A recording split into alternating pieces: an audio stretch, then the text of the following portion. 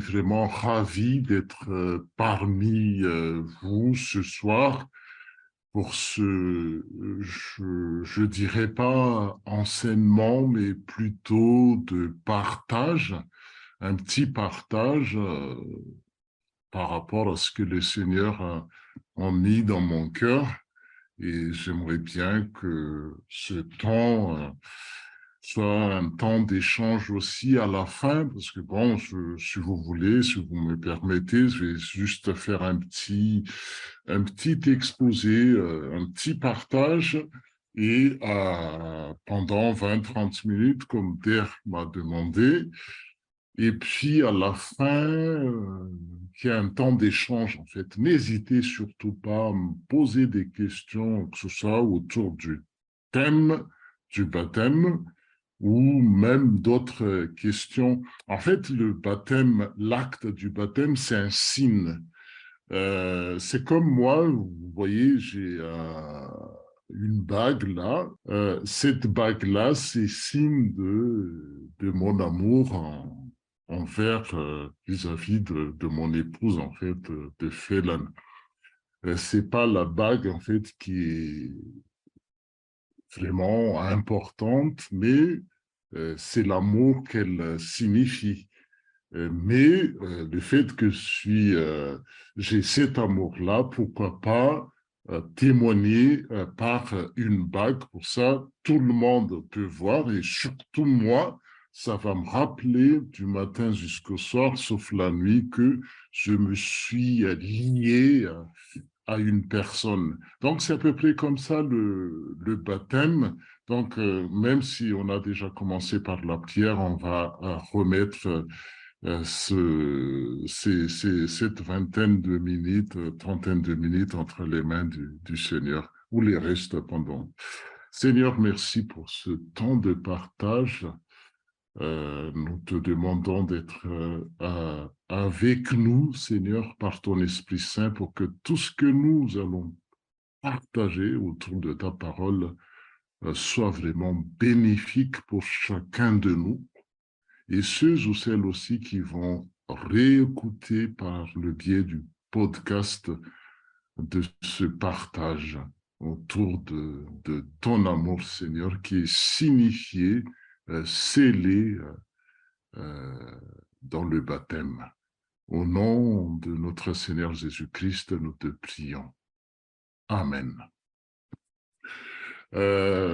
Chers jeunes, comme on m'a demandé, en fait, il y a quelques questions que Der m'a transmis. La première, c'était: est-ce que se rebaptiser est spirituellement dangereux ou blasphématoire? Faut-il être forcément confirmé pour aller au paradis? Il y a toute une question, en fait, mais je reprends comme en guise d'introduction celle qui a été mise en première ligne. Est-ce que se rebaptiser est spirituellement dangereux ou blasphématoire? Comment répondre à cette question, en fait? Vous voyez, c'est comme les faux billets d'argent et les bons billets. Je pense qu'il faut commencer d'abord par apprendre les bons billets, le vrai, et après, on va reconnaître facilement, naturellement, ce qui sont faux. Et je pense qu'on va faire comme ça, on va essayer de voir ensemble ce que le baptême, pardon, signifie dans la Bible, et après on verra en conséquence si c'est blasphématoire ou dangereux de refaire ce baptême-là, quoi. Se rebaptiser est-il spirituellement dangereux ou blasphématoire? Et pour répondre à cette question-là, comment dire, on va voir, comme je dis, ce que signifie le baptême. Qu'est-ce que le baptême signifie? Dans la Bible, on parle que dans la Bible. Peut-être dans d'autres traditions d'Église, il y a d'autres significations. Le baptême, dans la Bible, témoigne de l'engagement de Dieu envers chacun de nous. C'est-à-dire, c'est l'engagement de Dieu qui est témoigné par le baptême. Dieu s'est engagé envers nous et envers nos enfants, si nous avons le bonheur d'en avoir, ou peut-être vous, vous êtes encore jeune, donc pas bon nombre parmi vous sont encore célibataires, mais plus tard, quand vous aurez une famille, vous aurez le bonheur d'avoir des enfants. Le baptême signifie cet engagement de Dieu envers le parent et sa descendance, ses enfants. Par le baptême, notre Dieu, le Seigneur, notre Dieu, nous fait des promesses. Donc, il y a un engagement de Dieu, il y a aussi des promesses à nous et à nos enfants. Donc là, quand on parle de baptême, c'est pas seulement l'adulte croyant, mais aussi sa descendance, ses enfants ou son enfant, s'il a le bonheur d'en avoir, comme je dis. Donc le baptême atteste ces promesses de Dieu, qui est vraiment abondante dans la Bible. Et ensuite, nous répondons, bien évidemment, par la foi et dans l'obéissance. Donc, quand on parle d'engagement de Dieu, des promesses, il y a aussi le côté réponse de notre part par la foi et dans l'obéissance. Donc, vous voyez, c'est comme les deux mains. Il y a la main droite qui signifie le baptême, qui atteste l'engagement de Dieu et la promesse, ses promesses, et aussi la main droite qui signifie notre réponse par la foi et par l'obéissance. Donc, il faut vraiment voir comme deux mains d'une personne. Donc, la foi est nécessaire, mais comme réponse à l'appel de Dieu. Dieu appelle par la main droite et nous répondons par la main gauche. Et en grandissant, si nous avons le bonheur d'avoir des enfants, nos enfants aussi apprennent à répondre à cet appel de Dieu. Et Dieu s'est engagé envers nous depuis bien longtemps, bien avant notre naissance. Si vous lisez la Bible dans la Genèse, chapitre 3, verset 15, dès que le péché est entré dans le monde, Dieu a fait la promesse du salut. Genèse 3, verset 15, on appelle ça en théologie proté-évangile. Son plan éternel s'accomplit progressivement. Il a annoncé déjà que le Messie va venir, mais ça va être révélé de manière progressive. Et Genèse 17, je vous ai envoyé, en fait, je ne sais pas si Der vous a transmis les textes des lectures. Genèse 17 nous parle de l'alliance de grâce. Genèse 17 montre la place d'Abraham dans cette alliance de grâce, dans ce plan de Dieu. Et c'est dans l'Église, dans notre Église, la FPMA, que nous apprenons à vivre dans cette alliance. La question qu'on va poser alors, c'est que est-ce que le baptême est un engagement de Dieu ou est-ce un signe de la réponse du croyant, c'est-à-dire, ah, je crois, donc le baptême, c'est signe de cette foi, quoi, cet engagement-là, ou est-ce que c'est le signe de l'engagement de Dieu, de ses promesses? Et vous voyez, quand on répond à ces questions-là, on dit, ah, rebaptiser, ça va être un peu compliqué, dire, mais qui parmi nous peut vraiment invalider l'engagement de Dieu si le baptême est un signe de cet engagement, quoi.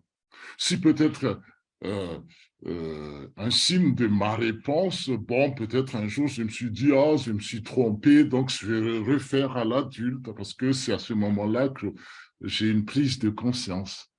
Donc, cette question, serait baptisé-t-il spirituellement dangereux, en fait, dépend de la réponse à ces deux questions. Si le baptême est un engagement de Dieu, qui est au-dessus des dieux, qui est même égal à Dieu pour invalider le baptême. Ici, c'est un signe de la réponse de l'homme. Oui, on peut dire, oui, oui, bon, ben, quand je me suis baptisé, je ne me suis pas encore, voilà, je me sens pas, je me voyais pas encore très mûr à l'époque là, donc là, maintenant, je suis prêt, je vais refaire ou revalider le baptême.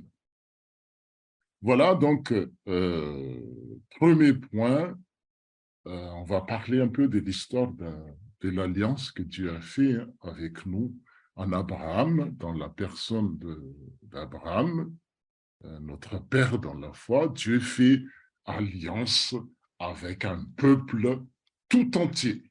Et la Bible nous parle d'une seule alliance, il n'y a pas plusieurs alliances.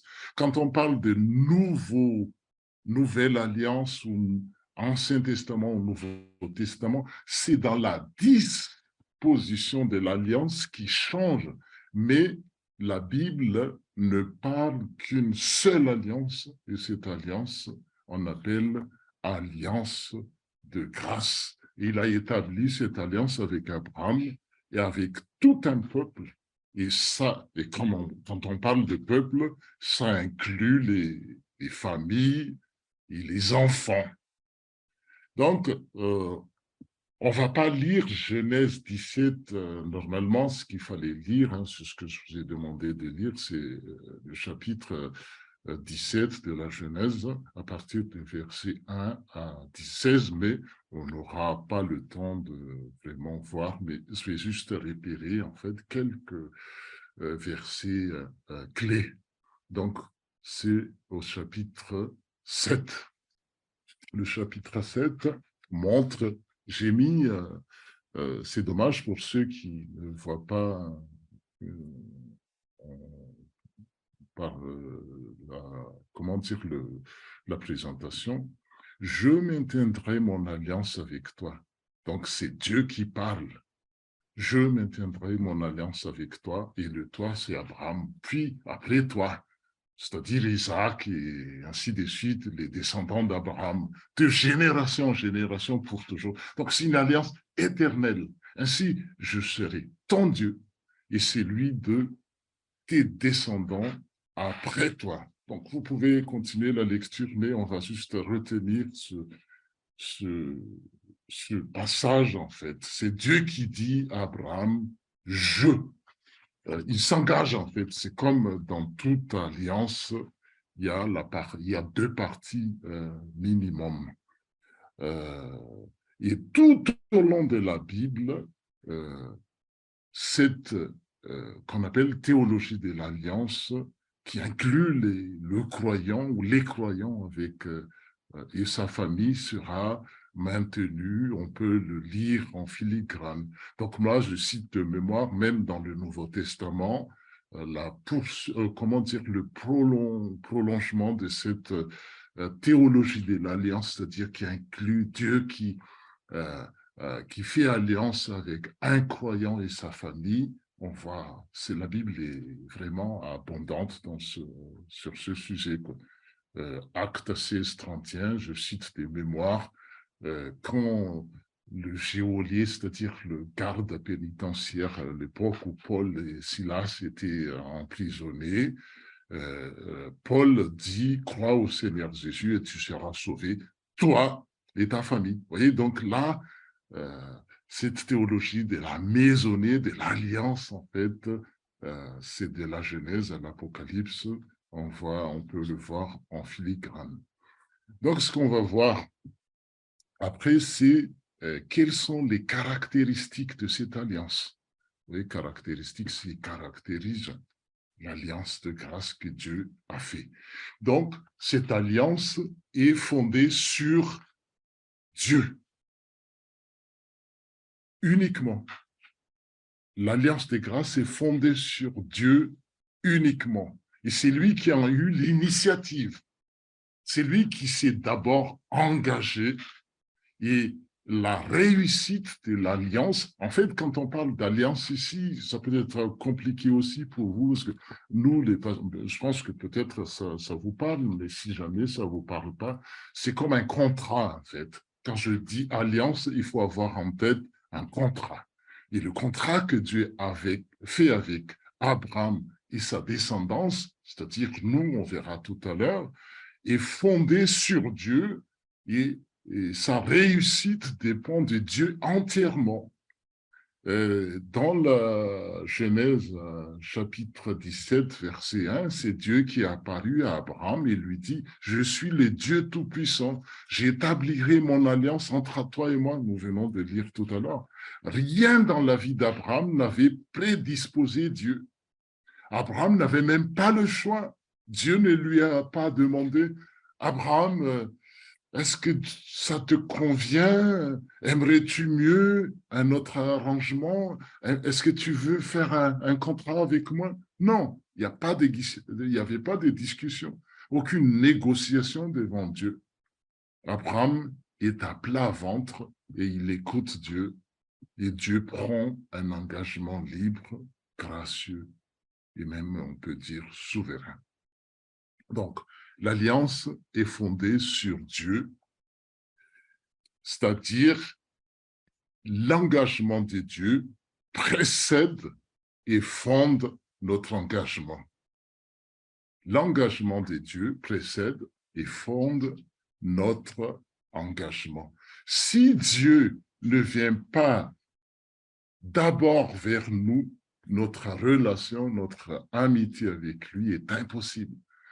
Et c'est ça la spécificité de la foi chrétienne, de la vie chrétienne. C'est-à-dire, il y a cette initiative. C'est toujours Dieu qui prend l'initiative. Et nous répondons après par diverses manières. Voilà donc ce qu'il faut retenir. L'alliance de grâce est fondée sur Dieu, uniquement sur Dieu. Et l'engagement de Dieu précède et fonde notre engagement. Et puis, l'alliance aussi contient des promesses et des obligations. Vous voyez, c'est comme tout contrat. Il y a, par exemple, moi, à la maison, on a un contrat de téléphone, de réseau téléphonique, Internet avec Bouygues Télécom. Donc, Bouygues Télécom, son engagement, il y a plusieurs, mais l'engagement de Bouygues Télécom, c'est de fournir le réseau téléphonique et Internet. Et nous, notre engagement, c'est de payer. Donc voilà, un contrat d'alliance contient des promesses. Bouygues dit, ah oui, je vais vous fournir des réseaux 100 gigas, ainsi de suite, 5G, je ne sais plus comment dire. Il y a des obligations, les obligations, il faut payer. Parce que tant que vous payez, tout va bien, mais tant que vous ne payez pas, coupure directe. Voilà, en fait, l'alliance, comment dire, l'alliance contient des promesses et des obligations. Donc, on peut dire, Dieu dit, nous avons vu tout à l'heure, je ferai. Il avait dit à Adam et Ève, soyez féconds, multipliez, remplissez la terre, en Genèse 1, verset 28. Mais maintenant, avec Abraham, il dit, je te multiplierai, je ferai de toi le père d'une foule des nations, je te rendrai fécond à l'infini, ce serait ton Dieu, et celui de tes descendants, je te donnerai ce pays. Donc là, c'est Dieu qui parle, pardon. Ça, c'est ses promesses. Vous voyez, promesse, je ferai de toi le père d'une nation, grande nation. Je te multiplierai, je te rendrai fécond, je serai ton Dieu, je te donnerai la terre promise. Ça, c'est l'engagement de Dieu, c'est les promesses de Dieu. Ensuite, par conséquent, vous devrez respecter mon alliance. Verset 9, vous voyez ça, ça c'est les obligations. Vous devrez croire et obéir à ma parole. Verset 1, vis toujours en ma présence et sois irréprochable. Donc, il y a les jeux de Dieu. Je ferai de toi, je te rendrai fécond, ainsi de suite. Il y a aussi le vous, Abraham et sa descendance. Donc, voilà les deux mains. Il y a les promesses de Dieu, l'engagement de Dieu. Il y a les obligations, pardon, les réponses ou les réponses d'Abraham signifiées par la foi.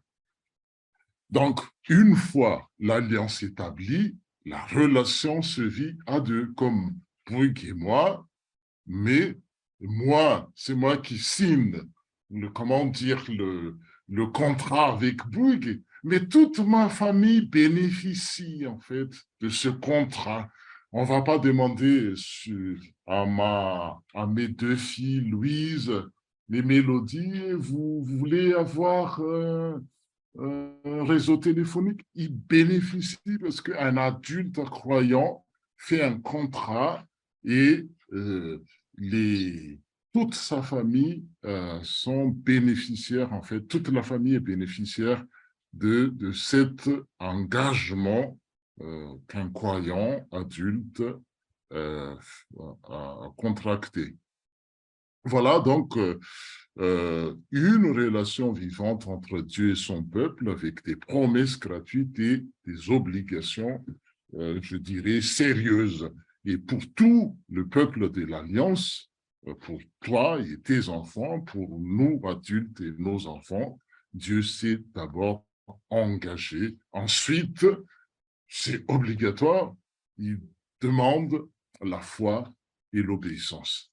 Voilà en fait et comment dire le caractéristique de l'alliance. L'alliance contient des promesses et des obligations. L'alliance est aussi ça, nous avons lu tout à l'heure hein, les textes. Hein, je te multiplierai, je ferai de toi le père d'une foule, ainsi de suite. Ça, c'est les promesses de Dieu en blanc.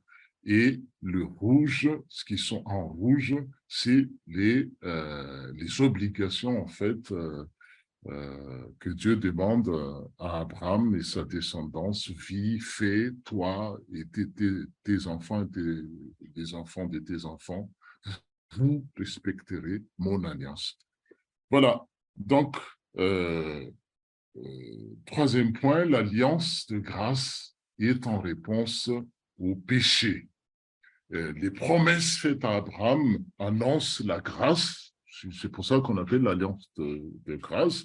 Elle annonce l'évangile. Et quand Dieu est venu lui parler, il prévoyait déjà, en fait, dans cette alliance-là, Jésus-Christ. En fait, c'est une anticipation. Là, c'était il y a 4000 ans en arrière, il parle d'alliance de grâce et descendance et tout.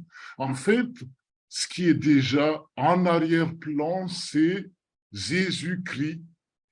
D'après Galates 3, verset 16, la descendance, quand on parle de descendance d'Abraham, c'était Jésus-Christ. Galates 3, verset 16, vous pouvez lire ça plus tard à la maison. Comment dire, la descendance promise à Abraham, c'était, comme vous voyez sur l'écran, c'était Jésus-Christ. Abraham a cru à la promesse du Sauveur et Dieu l'a déclaré juste. C'est en croyant en cette promesse que Dieu a déclaré Abraham juste. Et la bénédiction promise dans l'alliance, le contrat, les promesses que Dieu a fait, la bénédiction que Dieu promise à Abraham, c'était d'accorder le Saint-Esprit, y compris les non-croyants, c'est-à-dire nous, les non-juifs en fait, nous, malgaches, d'origine malgache, ou les japonais, ou d'autres qui n'étaient pas des juifs, reçoivent aussi cette promesse-là, c'est-à-dire le don du Saint-Esprit. Et en croyant en Jésus-Christ, nous appartenons comment dire, à la famille d'Abraham, c'est-à-dire à l'alliance que Dieu a contractée à Abraham. Nous qui n'étions pas même, qui ne sommes pas juifs, mais par la foi en Jésus-Christ, nous sommes devenus famille d'Abraham, hérités comme Dieu l'a promis. Vous pouvez voir ça dans Galates 3, verset 29. Donc, le Seigneur, notre Dieu, s'est servi d'Abraham pour rassembler son Église, l'Église dans l'Ancien Testament et l'Église dans le Nouveau Testament, une seule Église à travers toute la Bible, un seul peuple parmi toutes les nations pour être les amis de Dieu, libérés du péché. Point suivant, l'alliance inclut les enfants des croyants. L'alliance inclut les enfants des croyants. Comme on a dit tout à l'heure, le Seigneur dit, j'établirai mon alliance entre moi et toi, et tes descendants après toi. Vous voyez, les péchés s'étendent d'une génération à l'autre comme contamination. C'est pas nous qui avons péché au premier, mais c'était Adam et Ève. Nous avons hérité d'Adam et Ève. Le péché de nos premiers parents, Adam et Ève, nous a rendus impurs de notre conception, même si nous n'en sommes pas conscients. Et le roi David dans le psaume 51, je cite de mémoire, il reconnaît ça, il a confessé ça. Je suis né dans la faute et ma mère m'a conçu dans le péché. Vous voyez, ça, c'est le côté négatif de la transmission du péché. Mais de même, l'alliance des grâces s'étend d'une génération à l'autre aussi par la décision de Dieu. La promesse de purification est disponible dès avant la naissance des enfants, de nos enfants, même s'ils ne sont pas encore conscients. Et David l'a confessé aussi. Je pense que je l'ai mis ça dans dans le psaume 22, verset 21. Voilà la confession de David. Dès le ventre de ma mère, tu as été mon Dieu. Dès le ventre de ma mère, tu as été mon Dieu. Oui, le pardon et la vie nouvelle sont promis aussi. Le pardon et la vie nouvelle sont promis autant aux enfants qu'aux adultes croyants.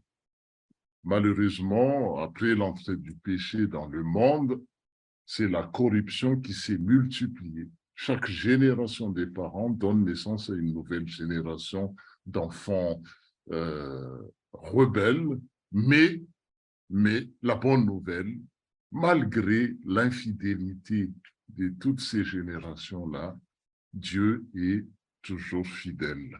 Au temps d'Abraham, il a renouvelé sa bénédiction. Je te bénis, je te rendrai fécond. Mais la question qui se pose, serait-il aujourd'hui moins généreux?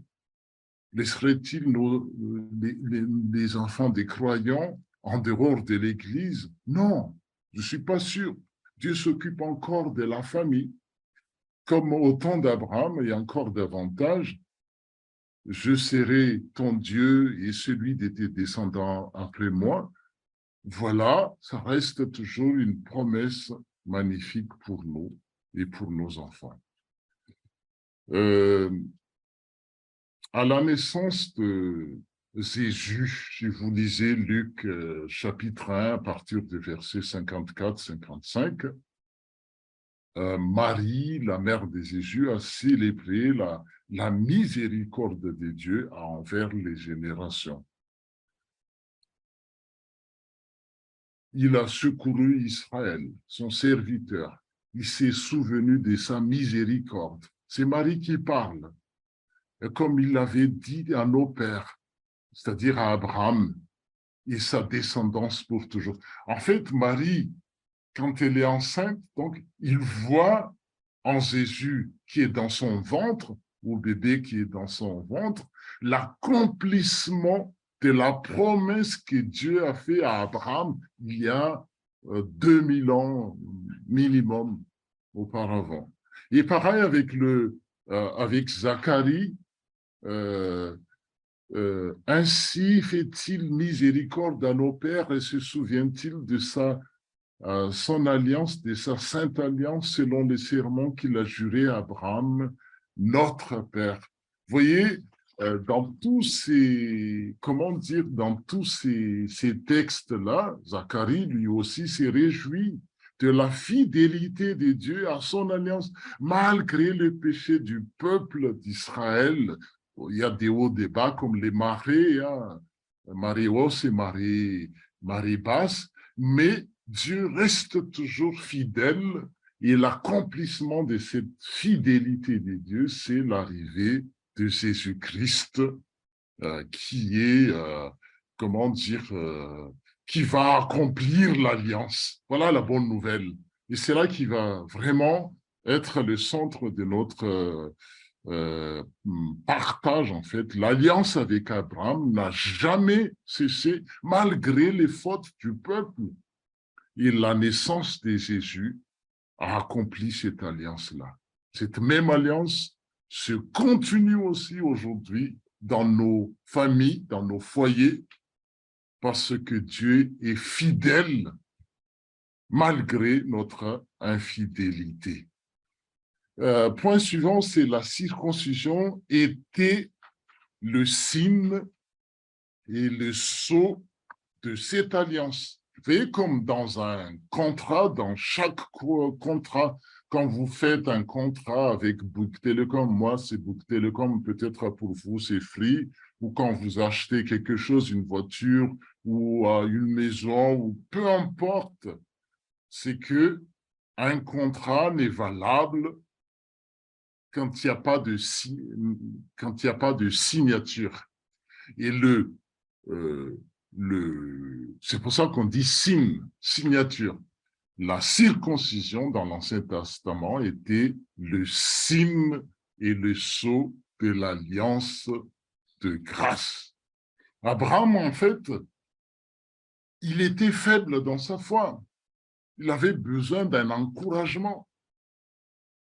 Il a entendu des magnifiques promesses, mais Dieu lui a aussi donné une aide visible, en fait, de manière visuelle.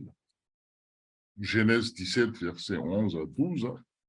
Votre circoncision sera le signe de l'alliance des grâces établie entre vous et moi.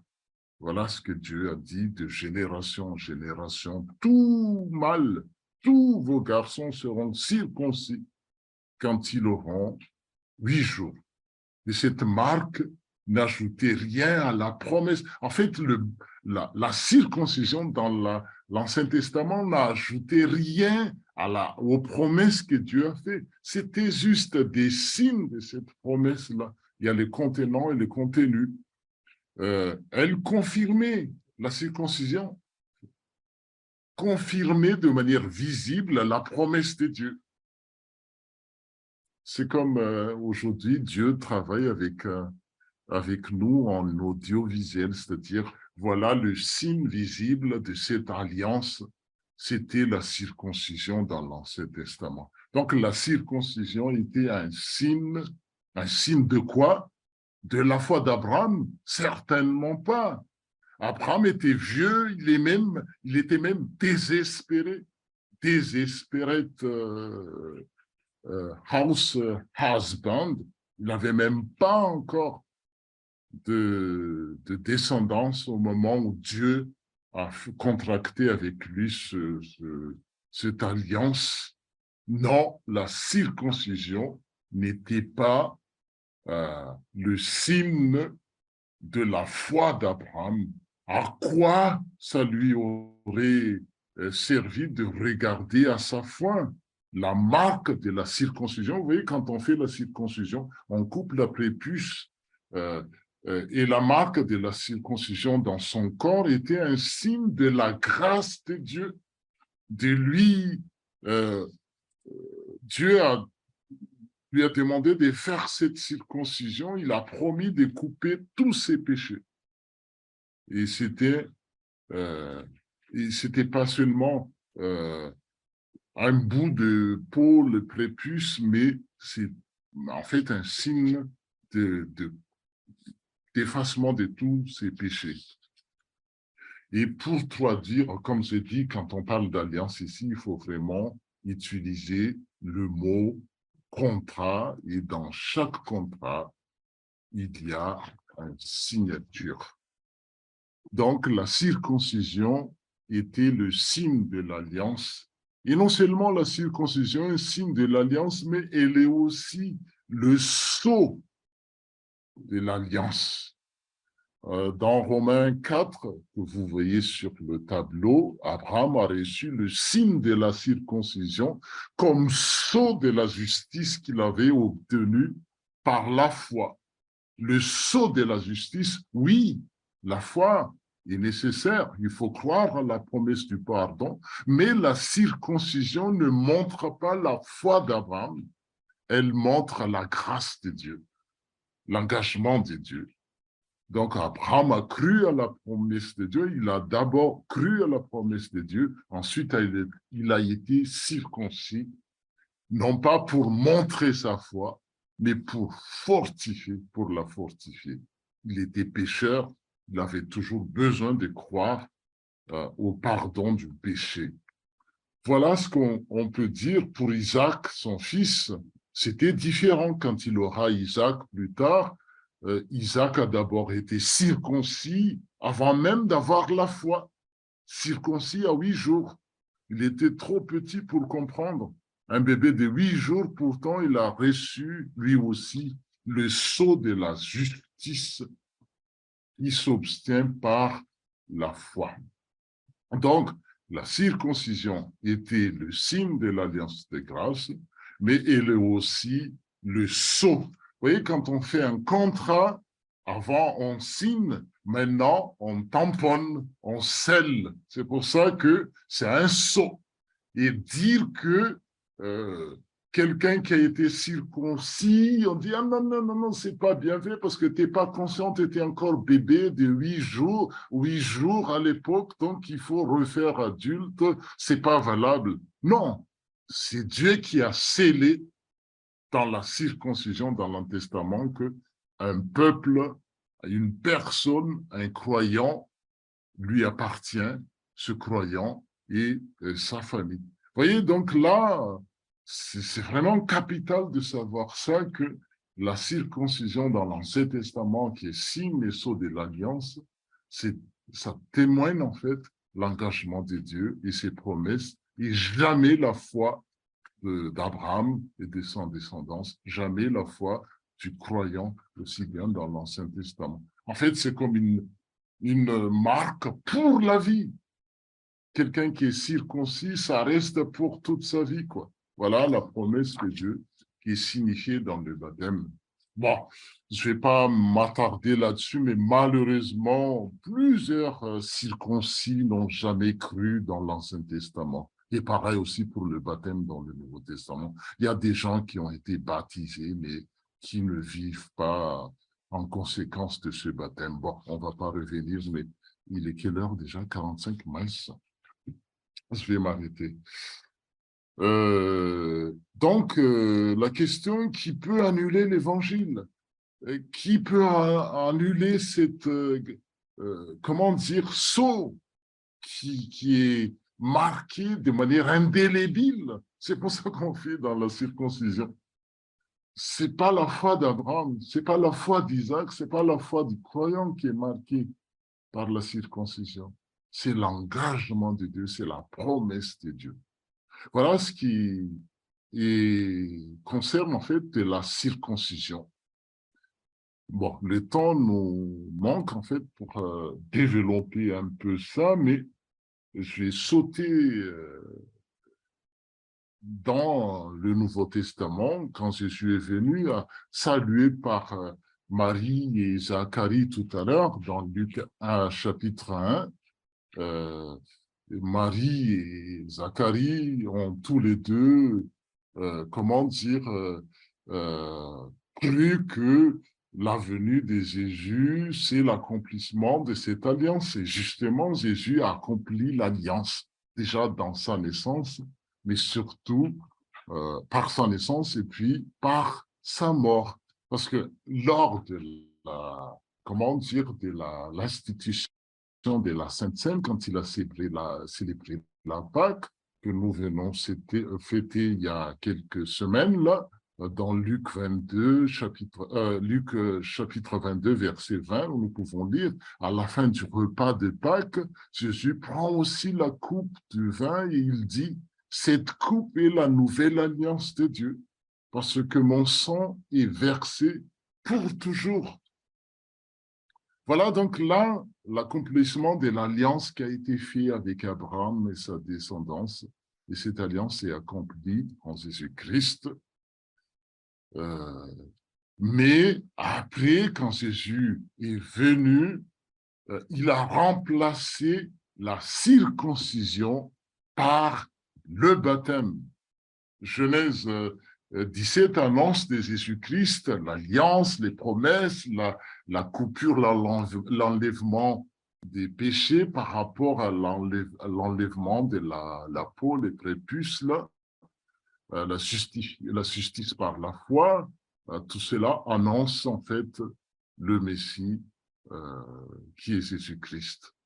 Comment être ami de Dieu, sinon par Jésus-Christ, Jésus mort et ressuscité, notre réconciliation et notre paix. Colossiens 2, versets 11-12, je vais terminer parce que le temps qui m'est imparti est presque dépassé. Colossiens 2, l'apôtre Paul, dans Colossiens 2, versets 11 à 12, parle en fait de la circoncision. Il s'adresse aux chrétiens de Colosse. C'est dans le Christ que vous avez été circoncis. Cette circoncision, ce n'est pas la main d'un homme qui l'a faite. Elle vient du Christ.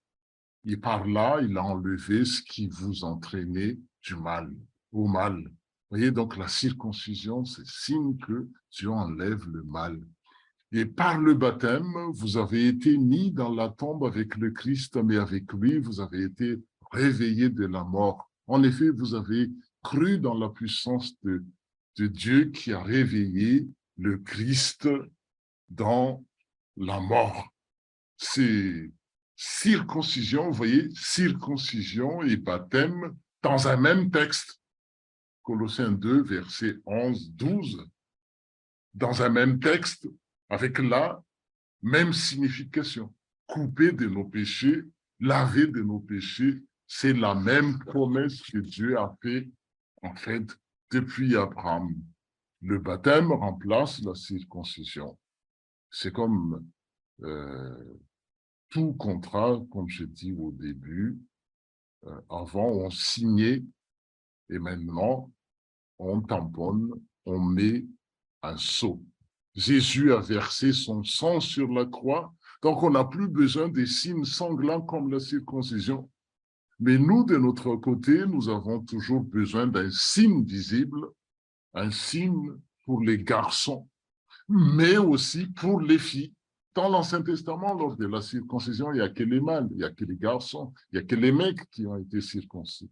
Mais dans le baptême, parce que c'est accompli par Jésus-Christ, il a déjà versé son sang, on n'a plus besoin d'un signe visible et sanglant, mais ça englobe aussi bien le garçon que les filles.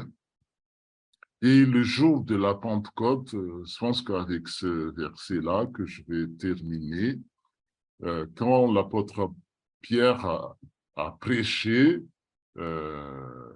il dit repentez-vous et que chacun de vous soit baptisé au nom de Jésus-Christ pour le pardon de vos péchés et vous recevrez le don du Saint-Esprit, car la promesse est pour vous.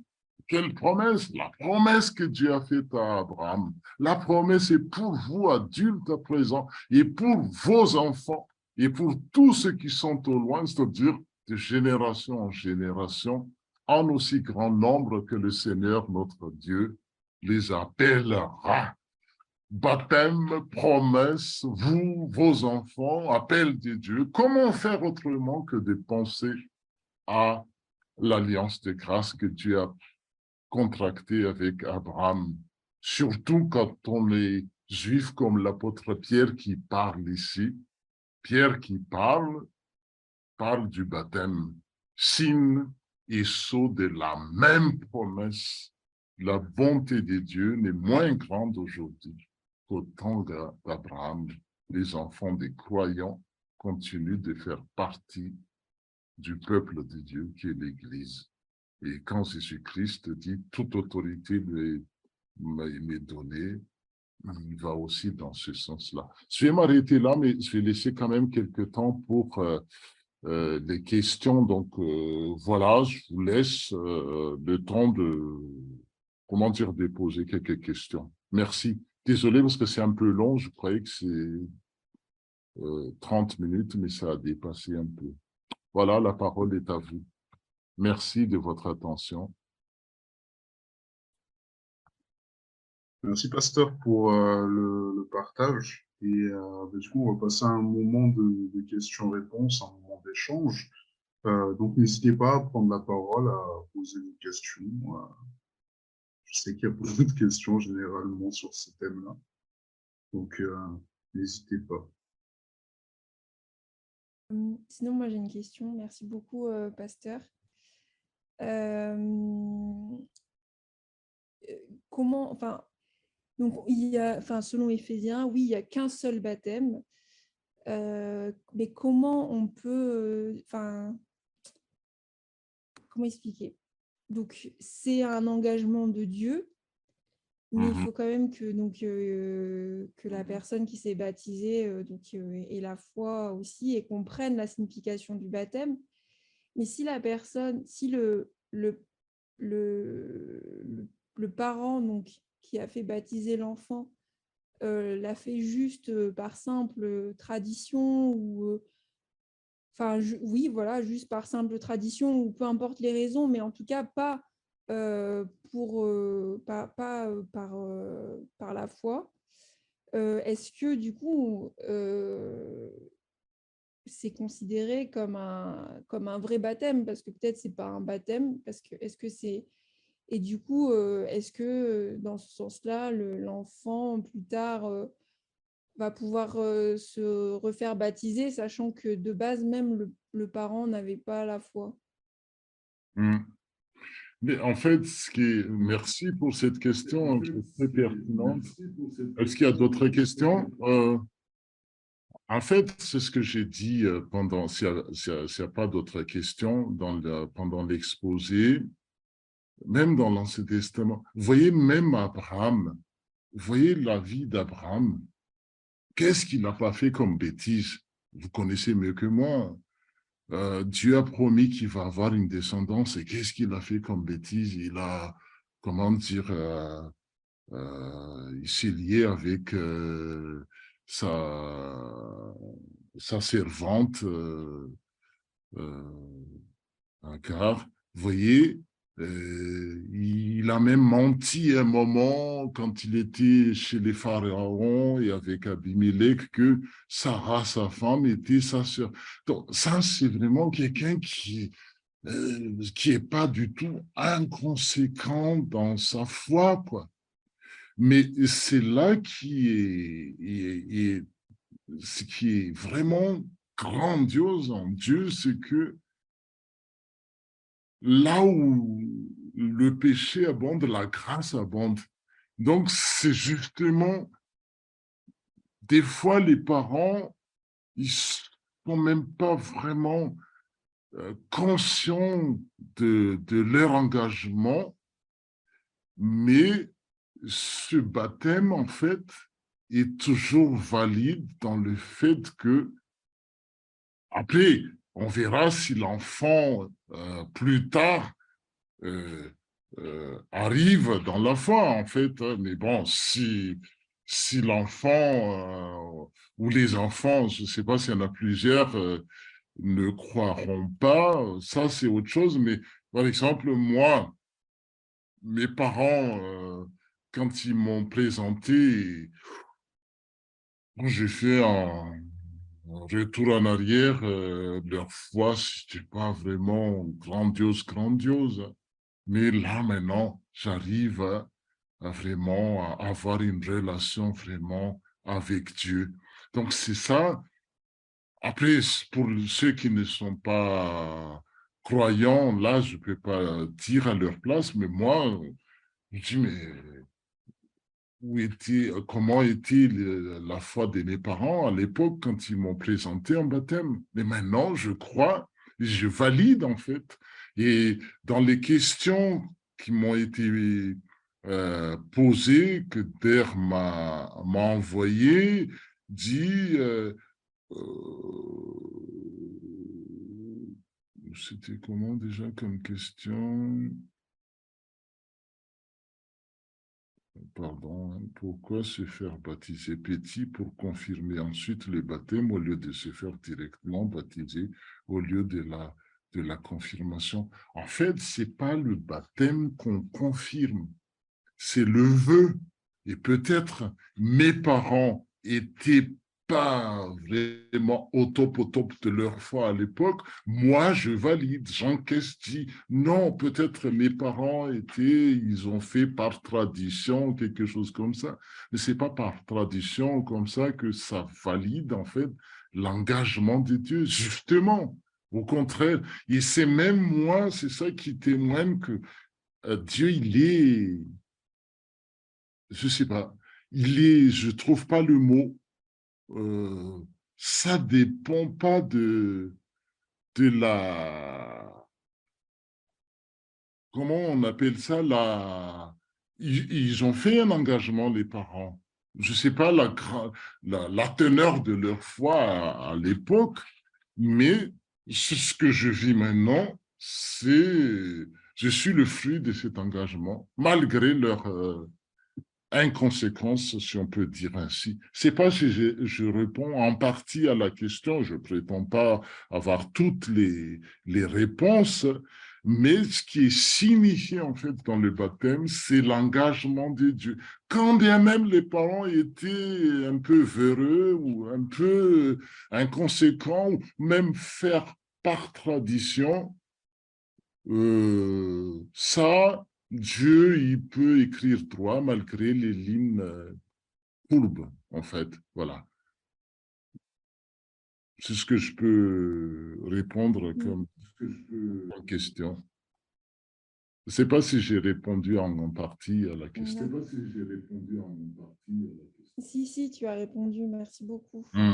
Voilà.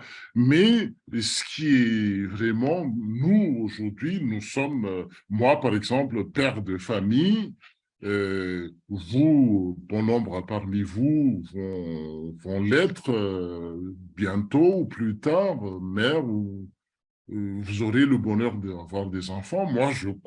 Moi qui suis croyant, je dis, mais j'engage ma famille vraiment comment dire, à bénéficier. Tout à l'heure, j'ai pris un exemple de Bouygues Télécom. Je fais un contrat, c'est moi adulte qui fais un contrat avec Bouygues Télécom.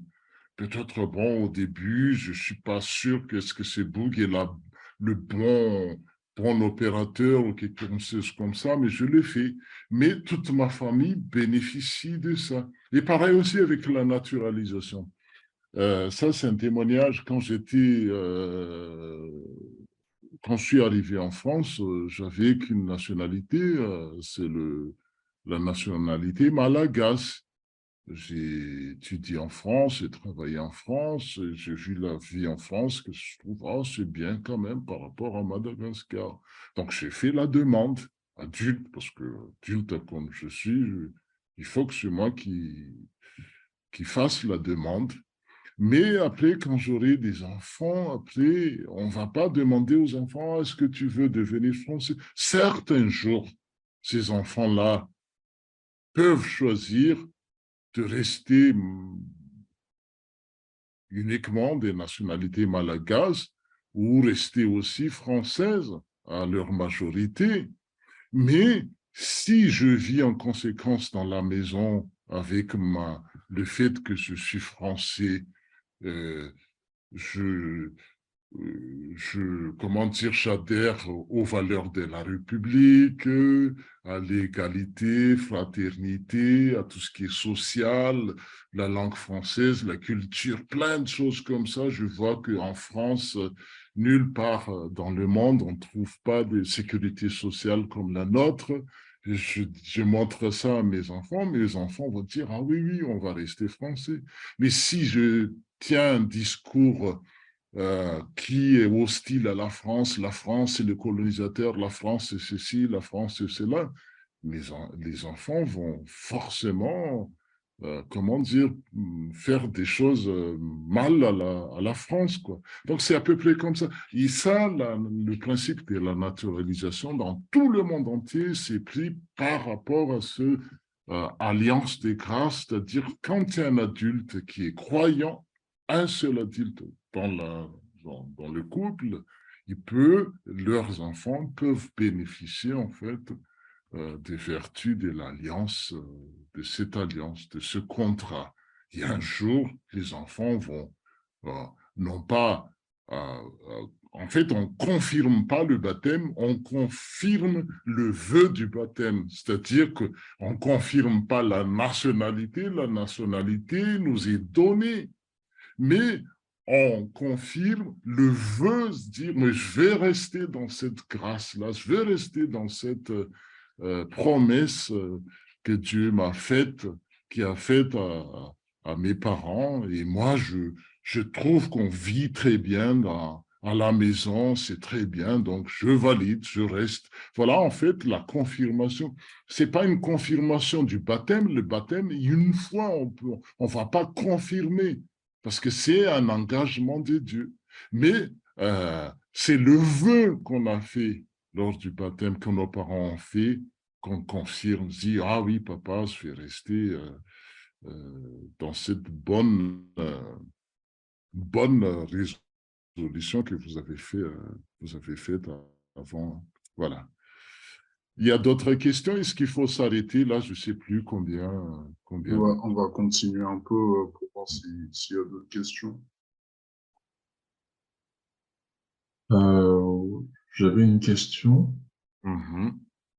La question, ça concerne sur le baptême de Jésus, en fait.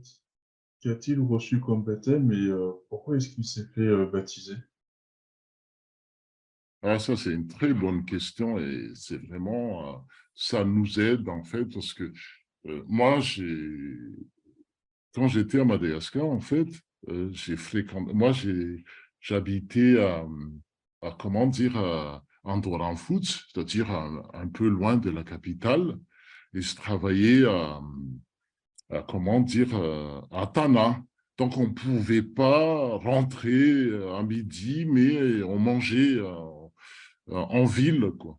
Et après les casse-croûtes, on va dans des églises qui sont ouvertes. Et malheureusement, à l'époque, les églises historiques, FCKM, luthériennes et compagnie, ne proposaient pas grand-chose, en fait, la semaine, mais il n'y a que les églises évangéliques qui étaient, ou je pense que c'est encore aujourd'hui, restent ouvertes entre midi et 2. Donc, moi, j'ai fréquenté les églises évangéliques.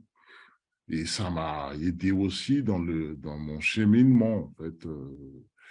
Mais je sentais à ce moment-là les discours par rapport au baptême. Non, votre baptême reçu enfant n'est pas valide, donc il faut rebaptiser. Moi, j'étais sur le point de me faire rebaptiser à l'époque. Mais ce qui m'a, entre guillemets, sauvé, hein, désolé pour nos amis évangéliques, c'est que je sentais quand même une sorte de pression, comme quoi on va perdre le salut, on va en enfer si on se fait pas, si on n'est pas baptisé adulte. Parce qu'il faut vraiment l'acquiescement, il faut la réponse de la personne et tout. Donc, j'étais vraiment à 2 doigts de me faire baptiser. Et dans mon église qui était en Foot, il y avait un conférencier à un moment qui parlait du baptême. Donc, on a posé la question, alors, euh, explique-nous si le baptême des enfants croyants est biblique et valide, quoi. Donc, il dit non, non, non, il n'y a pas d'explication vraiment comme ça, mais les missionnaires nous ont enseigné ça, donc on les continue. Et ça m'a fait un peu une sorte de baffe. Je cherchais vraiment une réponse. Et c'est ça qui m'a amené aussi à faire de la théologie. Vous voyez, c'est un peu, c'est un fou, hein, comment dire, le cheminement que j'ai avec le Seigneur. Et quand je suis arrivé en France pour faire la théologie, j'ai étudié le baptême des enfants, des parents croyants, est-ce que c'est biblique ou pas. Pour répondre à la question, en fait, et c'est là que j'ai découvert, parce qu'on nous a enseigné, on nous a prêché plusieurs reprises dans les églises évangéliques quand j'étais à Madagascar, mais même ici aussi en France, on entend partout que Jésus il s'est fait baptiser adulte, donc il faut qu'on le fasse. Alors que c'est 2 choses différentes. Le baptême de Jésus, je vais répondre brièvement à la question. Il y a Jean qui baptisait tout le peuple, même les pharisiens, même les collecteurs d'impôts, plein de choses sont venues pour se faire baptiser. Et Jean, il était dit, ah ouais, mais qui vous a conseillé de suivre la colère de Dieu? Donc, tous ces gens-là, les pécheurs, les collecteurs d'impôts, c'est les pécheurs. C'était des pécheurs par excellence, mais ils sont venus pour se faire baptiser par rapport à leurs péchés. Donc, Jean les a baptisés. Et à un moment donné, un gars qui s'appelait Jésus, qui est venu parmi la foule, qui demandait aussi le baptême. Et Jean dit, non, non, non, non, pas question, pas question. C'est moi qui devais être baptisé par toi et c'est toi là qui demande le baptême. Non, non, non, non, non, non, non, c'est pas possible. En fait, c'est que dans le mindset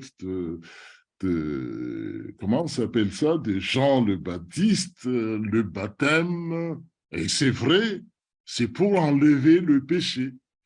Alors que le baptême de Jésus, tous les textes bibliques abondent dans ce sens qu'il n'a jamais péché. C'est normal que Jean le Baptiste refuse, parce que lui, il n'a pas de péché à laver, quoi. Le baptême, c'est un lavement des péchés, comme c'était la circoncision dans l'Ancien Testament. Et lui, il est venu pour demander le baptême alors qu'il n'avait pas de péché. Il n'a même pas de tromperie, il est clean en fait. Et Jésus insistait, faites-le pour accomplir le plan de Dieu. En fait, le baptême de Jésus, c'est pas par rapport à son propre péché. Il n'a pas de péché, il n'a jamais péché. Mais les gens, même nous qui sommes croyants du Nouveau Testament, Jésus, si les autres personnes venaient au baptême, ils ont laissé dans l'eau leur péché, c'est le lavement, vu quand on lave, c'est symboliquement que je suis en train de dire. Mais Jésus, lui, il récupère en quelque sorte, il prend le péché de tous ces gens-là en lui. Et c'est pour cette raison que on l'a crucifié, parce que on ne peut pas le crucifier s'il n'avait pas pris nos péchés dans ce baptême-là. Donc, le baptême de Jésus, non seulement c'est par identification au peuple, mais c'est à ce moment-là qu'il a pris sur lui tous nos péchés. Le péché de ces gens-là qui étaient là, qui était dans l'Ancien Testament, comment dire, par rapport comment on appelle ça, par rapport à la circoncision, mais aussi pour nous, chrétiens du troisième millénaire, c'est-à-dire c'est à ce moment-là, lors du baptême de Jésus, lui, il a pris nos péchés à ce moment-là, mais ce n'est pas son propre, pour qu'il puisse le crucifier à la croix. Donc, ça n'a rien à voir avec nos péchés, nos baptêmes à nous, pardon. Le baptême de Jésus-Christ, c'est un baptême d'identification, de solidarité. Il a pris, c'est à ce moment-là. Vous voyez, si ce n'était pas à ce moment-là, lui qui est sans péché, si vous lisez 2 Corinthiens 5 à partir du verset 17, lui qui n'a jamais péché, mais Dieu l'a fait pécher. C'est à quel moment de sa vie? À la naissance, non. Sa naissance est une naissance virginale. Il n'a pas, comment dire, hérité le péché comme David l'a confessé tout à l'heure dans le psaume que nous avons lu, le psaume 51. Non, il était clean, mais il a été rendu pécheur du fait qu'il a pris volontairement nos péchés par son baptême, et c'est pour ça qu'il est mort sur la croix. Autrement, on ne l'aurait pas pu crucifier parce que un juste ne peut pas être crucifié comme ça. Mais il est devenu péché même parce qu'il a accepté volontairement. Donc, tout ça pour dire que ça n'a rien à voir. Ce n'est pas un modèle de baptême chrétien, le baptême de Jésus-Christ. Et c'est pour ça qu'il a insisté à Jean. Jean avait la même logique que nous. Non, non, non, non, non, non, non, non. Les gens qui demandent le baptême, c'est pour leur propre péché. Jésus, ce n'est pas par rapport à son propre péché ou ses propres péchés. Pourquoi il s'est fait baptiser, mais par rapport à nos péchés. Et c'est là, à ce moment-là, qu'il a pris sur lui tous nos péchés pour qu'il puisse crucifier sur la croix. Je ne sais pas si j'ai répondu en partie à la question. Mais ça, c'est capital. Des fois, on dit, ah oui, oui, le baptême de Jésus. Mais Jésus est baptisé adulte, il s'est plongé dans le... Oui, c'est vrai, il a fait tout ça, mais pas par rapport à son propre péché. C'est le nôtre qu'il a pris à ce moment-là. Les gens, ils ont lavé, ils ont se fait baptiser, c'est comme s'ils ont laissé dans l'eau leur péché. Jésus, lui, il est venu pour récupérer ça. Et c'est à ce moment-là qu'il est devenu. Et c'est à ce moment-là que, quand il est sorti de l'eau, il dit, voici mon fils bien-aimé, à qui comment dire, je donne toute la confiance pour porter le péché du monde. C'est à ce moment-là qu'il a porté le pauvre péché du monde. Et c'est pour ça qu'il est crucifié. Mais la mort ne peut pas comment dire, le garder dans la tombe, mais il est ressuscité parce que il est juste. Voilà. Est-ce que j'ai répondu en partie à la question? C'était Dimbe, non? Oui, merci beaucoup. C'était très clair. En fait, ça, c'est vraiment... Moi, ça, on m'a martelé. Et je dis, mais c'est vrai, quand on fait une lecture rapide de ça, dire, Jésus, non, non, non, non, ça n'a rien à voir. Au-delà en dehors de ce texte, on ne peut pas vraiment identifier à quel moment de sa vie Jésus a pris nos péchés. Alors que il y a plein de textes qui disent non, il est sans péché, il est comme nous, mais la seule différence qu'il a, il est comme nous, mais celle qui nous distingue de lui, c'est vraiment qu'il n'a jamais péché, quoi. Mais il a porté nos péchés. À quel moment de sa vie? C'est à ce baptême-là. Voilà. Et quand on fait l'acte du baptême, c'est comme si on a jeté sur Jésus nos péchés, quoi. Pour les chrétiens qui vont même naître le jour où ils vont se faire baptiser, c'est comme s'il dit, ah, voilà, on transfère. C'est comme on fait un virement, mais un virement négatif, c'est-à-dire tous nos péchés, on vire sur Jésus, mais sa justice nous est transmise. C'est comme une sorte de virement bancaire. Nous sommes débiteurs et Jésus nous crédite, en fait. Et nos péchés, on le vire sur lui, quoi. Et c'est à ce moment-là que c'est fait, comment c'est réalisé, en fait, ce transfert de culpabilité, de, de, de toutes nos fautes, quoi. Voilà ce que je peux partager. Je ne sais pas s'il y a une dernière question. Voilà. Sur le chat, Non, sur le chat, il y a ah ouais, des questions. Est-ce qu'il y a une dernière question? Oui, moi j'aurais une question. Mhm. En fait, du coup, comme tu dis, pasteur, chez les évangéliques et enfin d'autres confessions protestantes, ils mettent beaucoup la pression sur le fait que le pédobaptême, il n'est pas valide.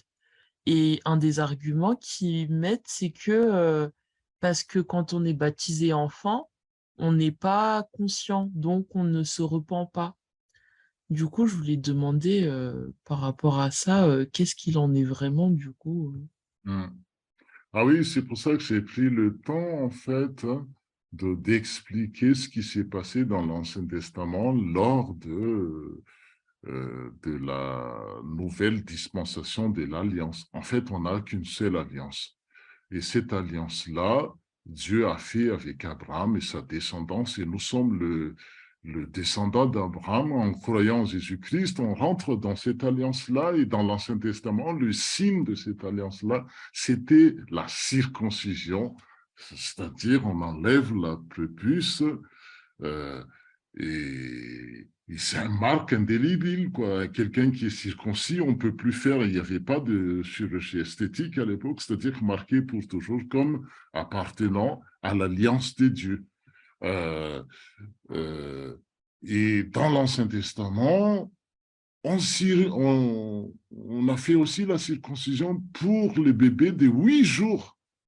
Maintenant, la science découvre que c'est vraiment le jour où la cicatrisation est vraiment au top, quoi, voilà. Bon, c'est pas que des raisons hygiéniques, mais c'est un signe indélébile. Et il y a du sang quand on fait la circoncision, et ça fait mal. Mais ça symbolise en fait la mort de Jésus-Christ, le sacrifice unique de Jésus-Christ, une fois pour toutes, qu'on ne doit pas répéter. C'est pour ça que le signe dans l'Ancien Testament a été remplacé par le baptême. Et que ce soit dans l'Ancien Testament, les enfants des croyants n'étaient pas conscients. Isaac n'était pas conscient. Et tous les enfants des croyants de l'Ancien Testament n'étaient pas conscients. Ils n'avaient pas encore manifesté leur foi. Mais les parents ont demandé. Et vous voyez pas mal des croyants, comment dire, des personnes dans la Bible qui ont de génération en génération, quand vous relisez la Genèse chapitre 17 tout à l'heure, Dieu dit c'est pour toujours, génération, c'est-à-dire que l'alliance est pour toujours. Le signe dans l'Ancien Testament, c'était la circoncision pour les adultes et pour les bébés même, 8 jours. Donc, comme j'ai essayé de partager dans ma présentation tout à l'heure, c'est que c'est pas la foi qui est signifiée dans la circoncision dans l'Ancien Testament, c'est l'engagement de Dieu, c'est les promesses de Dieu. Et pareil aussi dans le Nouveau Testament, c'est pas la foi du croyant qui est signifiée dans le baptême, c'est la grâce de Dieu. C'est-à-dire, quand on baptise un enfant, c'est comme si on disait une promesse de Dieu est manifestée dans cette, sur cet enfant, dans la vie de cet enfant. C'est pas la foi de cet enfant. Elle va produire un jour cette foi-là. Mais la foi ne va pas, confirmer le baptême. Le baptême fortifie la foi. Une fois qu'on se dit, ah oui, je suis baptisé, je dis, non, je fais partie du peuple de Dieu. Donc, en fait, on nous a vraiment, martelé quand on est avec les églises sœurs. Hein. C'est leur foi, il ne faut pas non plus le ridiculiser, ou que c'est leur foi, on respecte, il faut qu'on respecte, mais le fait de dire qu'un enfant baptisé n'a pas de... Non, non, non, c'est pas par rapport à la foi du bébé, en fait, le baptême. Parce que le baptême n'est pas le signe de la foi, le signe de la grâce de Dieu. Mais c'est un baptême à vivre aussi, bien évidemment. La foi vient après. C'est comme Isaac, circoncis à l'âge de 8 jours, où tous les enfants les enfants de l'Ancien Testament circoncis à 8 jours, on ne leur a pas demandé leur foi. Mais plus tard, ils vont vivre en conséquence de l'alliance. Et vous voyez, la promesse de l'alliance, je suis le Dieu d'Abraham, d'Isaac et de Jacob. Alors qu'ils ont été tous circoncis enfants. Et pareil dans le livre du Nouveau Testament, dans Acte 16 que j'ai fait allusion tout à l'heure, il y a Lydie qui s'est fait baptiser, elle et toute sa maisonnée, toute sa famille, Corneille, Gaius, plein de modèles. Il y avait des enfants dans cette famille-là. Et même s'il y avait des enfants, s'il n'y avait pas des enfants, c'est pas grave.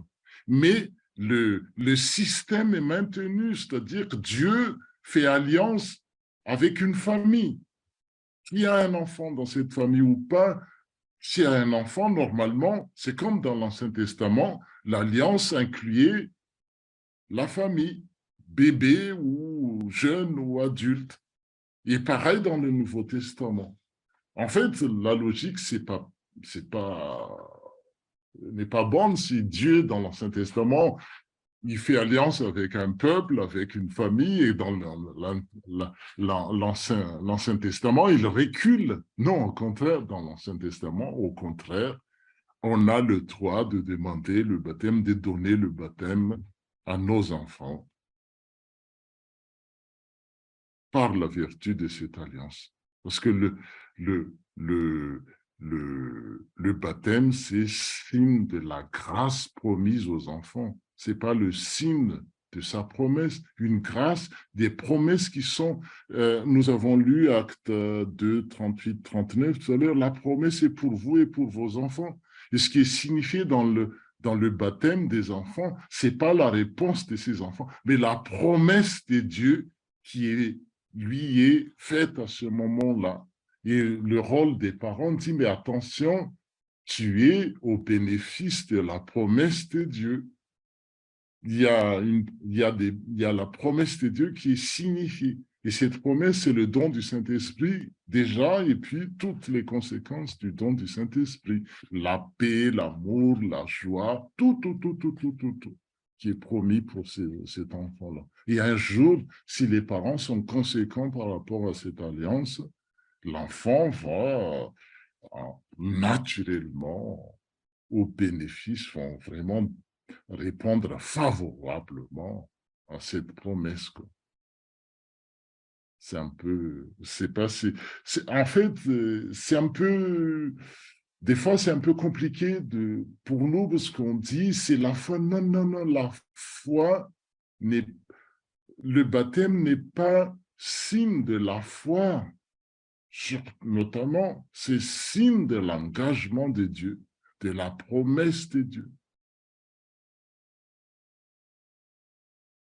Et c'est pour ça qu'on n'a pas à le renouveler, parce que c'est comme si on disait à Dieu, oh non, mais ton signe, ton son n'a pas de sens. C'est pour ça ça devient un peu blasphématoire en réponse à la question en introduction, de refaire le baptême, parce que c'est comme si tu dis, Dieu t'as fait mal ton boulot, quoi. T'as signifié, mais ton signe n'est pas... C'est pour ça que dans l'Ancien Testament, même le signe de la circoncision est indélébile dans la peau. On ne peut pas l'enlever, parce que ça signifie ça. On ne peut pas refaire, on ne peut pas demander de recirconciser dans l'Ancien Testament, je ne sais pas si on peut dire ça.